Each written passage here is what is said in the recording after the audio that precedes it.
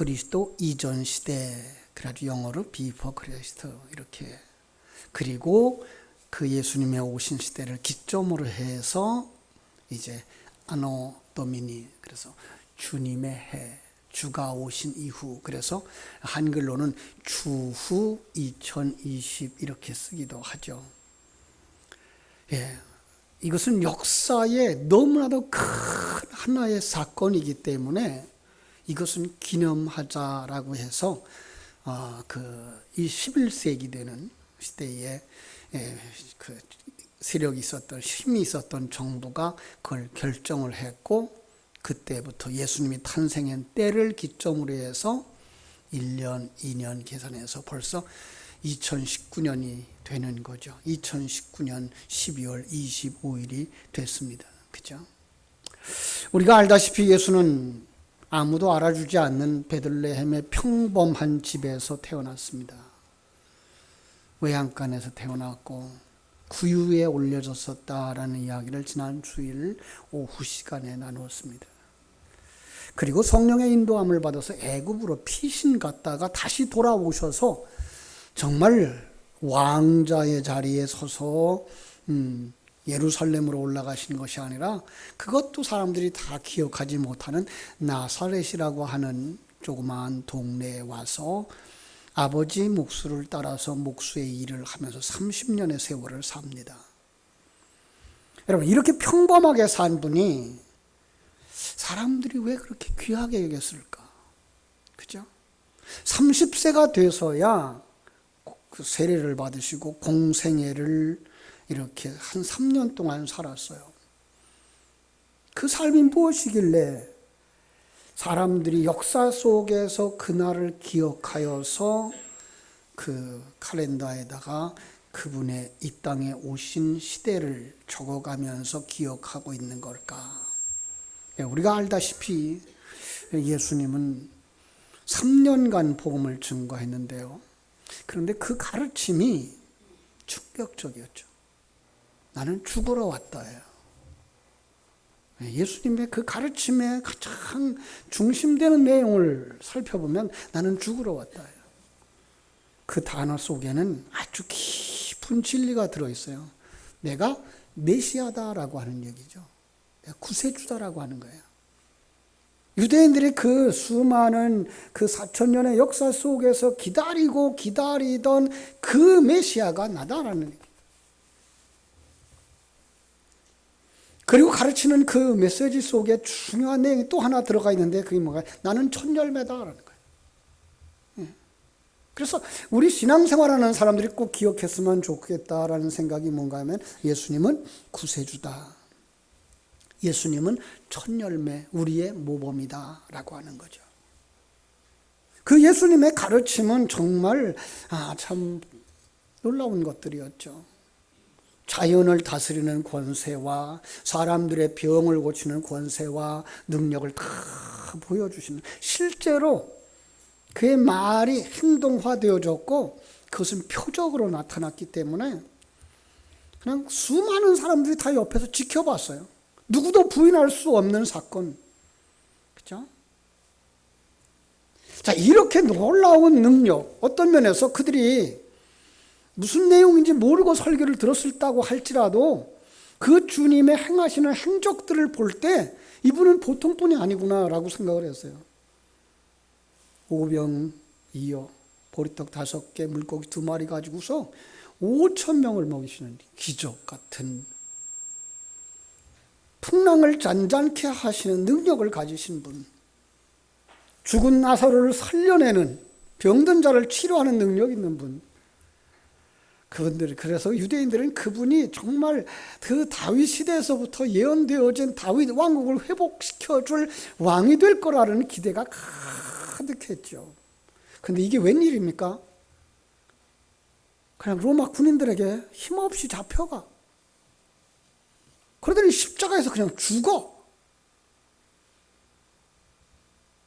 이런 사람들이 얼마나 실망했을까요? 얼마나 절망했을까요? 아니, 예수님을 따라다니는 제자들은 정말 코가 석자는 빠졌을 거예요. 이게 뭐야? 이 3년 동안이나 뒤따라다니면서 고생하고 뭔가 기대하고 살아왔는데 그냥 돌아가시다니. 그런데 사흘 만에 부활하시고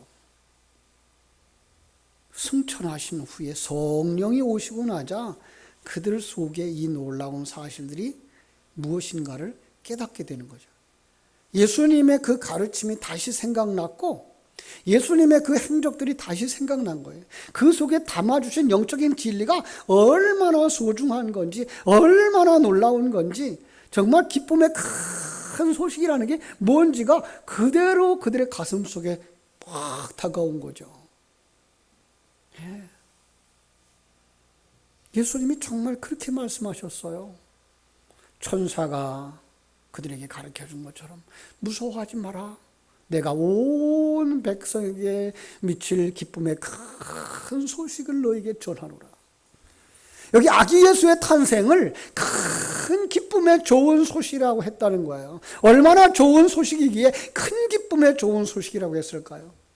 게다가 이 큰 기쁨의 소식은 온 백성에게 미칠 소식이라는 거예요. 몇 사람에게가 아니라 온 인류에게 영향을 끼치는 큰 기쁨의 좋은 소식이라고 말씀하는 거예요. 그 이유가 뭐예요? 누가복음 2장 11절은 이렇게 말씀하셔. 오늘 다윗의 동네에 너희를 위하여 구주가 나셨으니 곧 그리스도 주시니라. 하나님의 아들이신 예수가 온 인류를 구원할 뿐으로 이 땅에 탄생한 것이 우리에게 미칠 큰 기쁨의 좋은 소식이라는 거예요. 그러니까 예수님이 이 땅에 오신 것, 예수님을 믿는 사람들에게 주시는 것은 돈을 얻게 하는 것이나 지혜를 얻는 데 도움을 주는 것이 아니고요. 훨씬 더 강력한 도움. 그죠? 인간의 운명이 바뀌는 도움이라는 거예요. 죽음에서 생명으로, 절망에서 희망으로 이 결정적인 역할을 하는데 도움이 되는 분으로 이 땅에 오셨다는 거예요. 그것도 한 명이나 두 명, 아니 100명이나 1000명 정도가 아니고 지금 이 땅에 살고 있는 70억 인구 정도도 아닌 역사 속에 수많은 아담 이후에서부터 오늘날까지, 오늘 이후에도 태어나는 인생들이 그 생에다가 다 맞으신 그때까지 태어나는 모든 인생들의 운명을 바꿔줄 수 있는 그 존재로 예수님이 이 땅에 오셨다는 거예요. 여러분, 이 소식은요, 사실 그 절망에 처해보지 않은 사람들은 몰라요. 죄가 얼마나 무서운지 모르는 사람들은 잘 느끼지 못해요. 그래서 제가 그런 상황을 하나 이렇게 가져와 봤어요. 2010년도, 지금부터 한 9년 전이죠. 8월 5일 날 그 칠레에서 지하 그 불이광 탄광 지하 700m 내려간 그 속에서 광부들이 갱도가 무너지는 사고가 났어요. 대단해요, 그죠?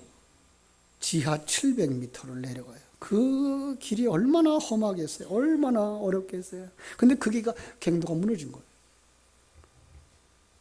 사방은 캄캄하고 칙칙하고 그들이 가지고 있는 음식은 턱없이 부족한 그 속에 33명, 한두 명도 아니고 33명, 그들은 죽었다고 생각을 했죠. 그래도 거기에 아주 좋은 지도자가 하나 있었는데 이 루이스 우르소아라고 하는 사람이 지휘를 맡아가지고 희망의 끈을 놓지 않고 적은 음식을 조금씩 나누어 먹으면서 허기를 견뎠어요. 일주일이 지났어요. 그런데 소식이 없어요. 아무런 소식이 없자 그들은 점점 더 절망해 가는 거예요. 이젠 죽겠구나. 이 절망을 생각하면서 절망의 말을 하면 여기서 흐느끼고, 어떤 이들은 다시 못 볼 부모님을 생각하면서 눈물을 흘리고, 어떤 사람은 죽음의 공포에 쌓여서 벌벌 떨고, 어떤 이들은 너무 일찍 죽는 것 같아서 억울해하고, 아, 우리 인생이 이렇게 갑갑하게 굴 속에 못 죽는구나. 그 속에서 루이스 우르조아는 절제된 생활을 요구하면서 하루하루, 한 시간, 아니 1분을 지내갔어요. 갱도에 묻힌 지 17일 만에 천정에서 머리극 위에서 따가닥 따가닥 소리가 들리는 거예요. 뭔가 지상에서부터 연락이 오고 있다는 거죠. 그 순간 그들은 야 그래도 살겠다라는 기대를 하게 된 거죠. 서로 얼싸안고 기뻐했다는 거예요.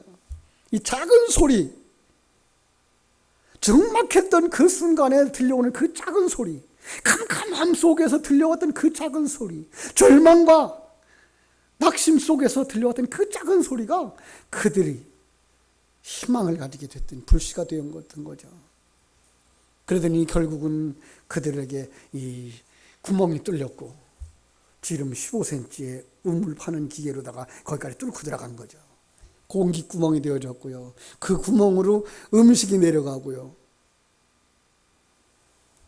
그리고 몇 달 뒤에 석 달, 67일 만에 33명이 거기서 그 엘리베이터 캡슐을 타고서 다 구원받은 거예요. 여러분, 이 소식이 독일 전체를 흥분시켰고요. 온 세계에 있는 사람들에게 너무나 놀라운 기적으로 다가왔어요. 저는 거기서 무슨 소리를 들었습니까? 캄캄하고 절망적이고 희망이 전혀 없는 상황 속에 들려온 그 작은 소리, 그 작은 불빛, 그 작은 음식 한 덩이, 그것이 그들을 살아나게 했다는 거예요. 여러분, 이 예수님 탄생의 소식은 이것보다 더 큰 소식, 더 큰 기쁨의 소식인 줄로 믿습니다. 이게 느껴져야 이게 살아난 자들의 감각이에요. 오늘날 이 세상에 살아가는 사람들이 다 그래요. 나 잘 살고 있다고요. 건강하게 살고 있다고요. 평안하게 살고 있다고요. 그런데 영적인 눈을 보면 그들은 죽은 자들이면 마른 뼈와 같은 자들이라는 거예요. 감각이 전혀 없는 마른 뼈들. 그들 속에 생기가 들어온 거예요. 그들 속에 빛이 임한 거예요. 예수 그리스도로, 그 빛으로, 그 생명으로 예수가 오신 거예요. 이 예수 그리스도의 오심이 얼마나 큰 소식이며 얼마나 감동적인 소식인지 그 구원받은 자들만 그걸 안 해요. 천국을 소망하면서 살아가는 사람들만 알아요. 이 시간 예배하는 여러분 모두가 그걸 깨달아 알고 기쁨과 감격을 누리게 되기를 주님의 이름으로 축원합니다. 주님 말씀하셨어요. 내가 온 것은 양으로 생명을 얻게 하고 더욱 풍성하게 얻게 하려 함이니라. 그 지난 성탄절 오후에 그랬어요. 구유에 앉혀 이렇게 놓여진 예수 그리스도. 왜 구유에 놓였다 그랬죠? 양 보고 먹으라고. 예. 그래서 우리는 예수의 살과 피를 먹는 사람들이라고, 성찬을 받는 사람들이라고, 더 나아가서 진리를 생명의 양식으로 받아 살고 세상의 떡으로만 사는 것이 아니라 하나님의 입으로 나오는 모든 말씀으로 사는 자들이라고 말씀한 것입니다. 예수님 오심 그 자체가 우리를 살리기 위한 것이고, 실제로 우리를 살리는 모습을 어디서 보여줘요? 십자가와 부활로 보여주신 거라고 말씀을 하셨습니다. 예, 우리는 죄값을 치르고 죄값으로 말미암아 절망 속에서 지옥에 떨어질 수밖에 없는, 참으로 1, 2년 지옥에서 사는 것도 아니고 감옥에서 사는 사람들 10년 산 사람도 힘들다고 뭐 대단하다 그러는데, 거기는 그래도 햇빛이 있는 곳이에요. 거기는 공기가 있는 곳이에요. 음식 주는 곳이에요. 지옥은 그런 것도 없다고 생각을 해보세요. 거기서 1, 2년도 아니고 67일도 아니고, 그죠? 영원히 살 수밖에 없는 그 절망의 사건 속에서 구원받은 자들이 그 감격을 잊어버린다 그러면 우리 생명이 잘못된 거 아닌가 점검해 봐야 돼요. 우리의 믿음이 뭔가 깨닫지 못하고 있지 않는가 우리 생각해 봐야 돼요. 그 예수 그리스도의 오심, 그를 이 땅에 보내주셔서 우리를 살리고자 하시는 그 하나님의 큰 사랑과 계획, 그 앞에 우리는 무릎 꿇고 10번도 1000번도 절할 수 있는 사람들이 되어져야 할 줄로 믿습니다. 그 예수 그리스도의 탄생을 기념하기를 역사에 수많은 사람들이 원했고, 그래서 기원 전과 기원 후로 나누어져서 예수 그리스도의 탄생하는 그 해를 서력기원으로 삼은 것이고, 12월 25일을 이 예수 탄생의 기념일로 정한 것입니다. 그래서 예수 탄생은 기쁨의 좋은 소식인 것입니다. 두 번째로, 예수 그리스도의 이 땅에 오심은 우리에게 평화를 주시기 위해서였다라고 말씀하고 있습니다. 우리가 알다시피 정말 이 세상에 평화가 어디 있습니까? 서로 시기하고 질투하고 비난하고 죽고 죽이고 고통을 겪습니다. 이웃 간에, 부부 간에, 형제 간에 고통이 끊이지 않습니다. 요즘 국회 안에서 일어나는 일들 보시죠. 무엇을 위해서 그러는 겁니까? 무엇을 위해서? 정말 나라를 위해서 그럽니까? 다 자리싸움 하는 것 같아요. 이게 이 세상의 한 현상을 우리에게 보여주고 있는 거예요. 거기에 주님이 오신 겁니다. 우리에게 평화를 주시기 위해서. 누가복음 2장 13절로 14절은 이렇게 말씀합니다. 호련히 수많은 천군이 그 천사와 함께 하나님을 찬송하여 이르되, 지극히 높은 곳에서는 하나님께 영광이요 땅에서는 하나님이 기뻐하시는 사람들 중에 평화로다. 땅에서는 하나님이 기뻐하시는 사람들 중에 평화로다. 하나님이 기뻐하는 사람들이라는, 하나님을 믿는 사람들이라는 것이고요, 예수를 믿는 사람들이고요. 그죠? 이 예수를 믿는 사람들에게 일어나는 그 현상이 뭐라고요? 평화라는 거예요. 저기 전라남도 신안군 정도에 가면은요, 문중경 전도사님의 기념 비석이 있어요. 일제시대 때부터 전도를 했는데요, 그가 예수 믿고 혼자 되셔서 북을 쳐가면서 가가호 전도를 했어요. 6.25 전쟁 중에서도 복음 전도를 했고요. 지금은 그 지역의 90%가 예수를 믿는데요. 동네가 100집이면 90집이 다 예수 믿는 집이에요. 어쩌다가 10집이 예수를 안 믿는 거죠. 거기에요, 그냥 우상숭배와 술과 도박으로 빠져있던 동네. 근데 이 여전도사님이 전도를 하면서 이 섬이 완전히 바뀌어진 거예요. 술이 사라진 거예요. 술집이 사라진 거예요. 우상이 사라진 거예요. 무당집이 사라진 거예요. 섬인데 불구하고요. 그래서 동네 사람들끼리 다투고 싸우던 일들이 서로 없어진 거예요. 한마디로 거룩한 섬으로 바뀌어졌어요. 경찰이 있을 필요가 없는 섬. 이 중동리 교회를 중심으로 우리가 익히 잘 알고 기억하는 한국 기독교계의 영적인 거장들이 태어났습니다. 이제 돌아가셨습니다마는 대학생 선교의 김준곤 목사님 같은 분, 이만신 목사님 같은 분, 정태기 교수 같은 분들, 거기서 100여 명의 목사님이 출생을 하셨대요. 탄생을 한 거예요. 주민 한 사람 한 사람이 성령의 법을 따르기 시작하면서 그곳에 평화가 임한 거예요. 여러분, 우리가 알다시피 죄의 법을 따르면 무질서하고 괴로움이 따르지만, 성령의 법을 따를 때에 마음의 평화가 찾아오고 질서가 찾아오고 평안이 찾아오더라는 거예요. 그들의 심령 속에 천국이 이루어지고, 그들의 가정에 천국이 이루어지고, 그 지역사회가 천국과 같이 변화되어지더라고 말씀하고 있습니다. 주님은 바로 이 일을 위해서 오신 줄로 믿습니다. 우리 성도님들로부터 들은 간증인데요, 우리 성도님이 아주 어렸을 때에 6남매 가정에 사셨대요. 6남매가 개성이 얼마나 강한지 가정이 늘 시끄럽고 불안불안했답니다. 그러더니 어느 날 아버지가 온몸에 통증이 와가지고 아파서 견디지 못하고 병원에 입원했는데 아무리 치료해도 별 차도가 없더래요. 근데 어느 여전도사님이 병실을 지나가다 고통스러워하는 이 어른을 보고서는 기도해드려도 되겠느냐고 들어와서 기도를 했대요. 그런데 기도를 받는데 놀라운 건 그 통증이 사라진 거예요. 의사들도 찾지 못했던 그 통증이었고, 기도를 했는데 그 통증이 온데간데 없이 사라진 거예요. 이 아버지가 퇴원해가지고 그날부터 온 가족들에게 선언을 했어요. 우리 가족은 이제부터 예수 믿는다.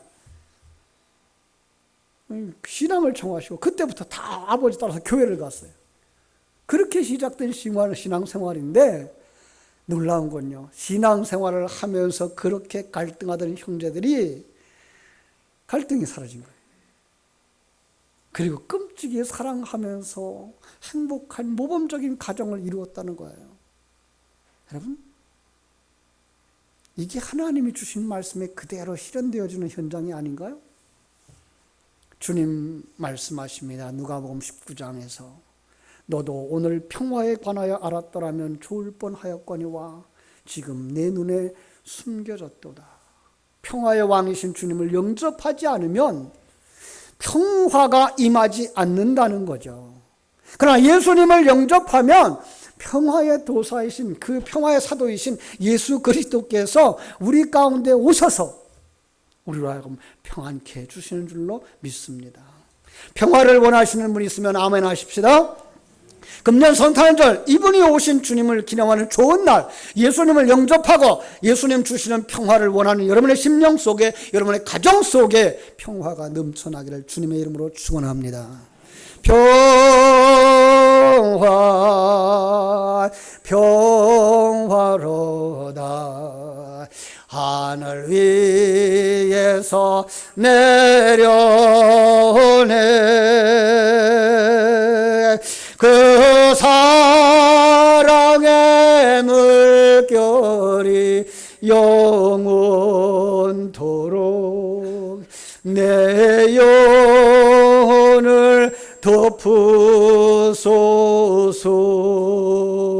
아멘. 이 평화가 우리에게 올 뿐만 아니라 정말 우리가 영원히 섬길 영광의 하나님을 발견하게 해준다는 거예요. 예수 그리스도가 이 땅에 오신 것은 정말로 성도들로 하여금 영원히 섬길 하나님을 발견하게 된다는 거예요. 사람들이 이 세상에 살면서 실망하는 이유가 여러 가지 있습니다. 그런데요, 자기가 기대했던 것이 없어졌을 때 크게 실망한다 그래요. 그리고 사람들은요, 이 땅에 하나님께서 인간들의 삶 속에 이런 단계를 주셨어요. 우리 사랑의 단계를 얘기할 때 말씀하신 것처럼 연애기를 주시고요, 연애기가 지나가면 권태기 주시고, 권태기 지나면 성숙기를 주는데 사람들이 이 권태기를 이기지 못하고 실망하는 경우가 너무 많다는 거예요. 돈을 좋아하지만, 그래서 돈의 목적을 가져요. 목표를 가져요. 내가 한 1억만 모았으면. 그래서 억측하지 돈을 한 1억쯤 모아요. 근데 1억쯤 모으고 나면 이 돈에 대한 실증이 난대요. 그래서 더 큰 돈을 찾아 나선대요. 그런데 만약에 그 돈을 잃어버리면 어떻게 될까요? 절망하고 마는 거죠. 쾌락을 쫓아보지만 쾌락도 어느 정도 지나고 나면 이게 시들해진다는 거예요. 건강도 찾아서 건강하지만 그것도 때가 되면 잃고 마는 거죠. 이처럼 눈에 보이는 것은 잠깐뿐이라는 것을 하나님 우리에게 가르쳐 주시는 거예요. 그것들이 왜 그렇게 실망을 주죠? 나와 영원히 함께 할 수 있는 것이 아니기 때문에. 그럼에도 불구하고 사람들은 거기에다 마음을 쏟다가 실망을 하고 그리고 상처를 받습니다. 그래서 사람들이 이 세상을 살면서 정말로 좋아하고 영원히 따르고 싶은 그 주체를 찾지 못하는데, 오늘 하나님의 말씀은 우리에게 우리가 영원히 좋아하고 목숨을 걸면서까지 마음을 다 줄 수 있는 대상을 보여주신 거예요. 그게 누구예요? 지극히 높은 곳에 계신 하나님이신 것입니다. 아기 예수 그리스도의 탄생으로 말미암아 우리에게 주신 바, 우리에게 구세주, 그 구세주를 이 땅에 주신 그 하나님, 그 하나님의 계획, 그 하나님과 그 하나님의 계획, 그걸 발견하게 되면은 그분 안에 들어가게 되고 그분을 사랑하게 되고 그분과 함께 사는 삶을 살게 되는데, 그분이 우리에게 절대로 실망을 시키지 않으시는 분인 거예요. 많은 사람들이 예수 믿다 실망했다 그래요. 아니요, 그건 사람을 봐서 실망합니다. 여러분 목사 바라보면 실망합니다. 장로님 바라보면 실망합니다. 왜? 사람이기 때문에. 누구 바라봐야 됩니까? 하나님 바라봐야 됩니다. 영원히 변치 아니하는 그 약속한 것을 반드시 실행하시는 그 하나님을 바라보는 길이 누구를 통해서 열려집니까? 예수를 통해서 열려지는 줄로 믿습니다. 사랑하는 여러분, 이제 우리는 이 믿음 가지고 살아야 됩니다. 정말로 하나님이 나에게 구원을 주셨구나. 하나님이 내게 평안을 주셨구나. 하나님이 내게 영원히 변치 아니할 하나님과 하나 되어지는 귀한 축복을 주셨구나. 이것을 매일 매순간 점검하고 누리면서 살아갈 수 있도록 이 땅에 오신 예수 그리스도를 여러분의 심령에 모셔야 됩니다. 예수님은 2000년 전에 유대 땅 베들레헴 마구간에서만 태어나신 것이 아니라 오늘 2019년 12월 25일 우리의 심령에 태어나시기 원하고 계십니다. 예수님의 그 생명을 여러분 속에 받아들이십시오. 그리고 그분으로 말미암아 구원에 이르기를 바랍니다. 그분과 함께 평화를 누리기를 바랍니다. 그분과 함께 영원하신 하나님 아버지를 바라다보면서 실망하지 아니하고 신앙생활을 할 수 있는 여러분들 되시기를 주님의 이름으로 축원합니다. 기도하겠습니다. 아버지 하나님, 크신 은혜와 사랑을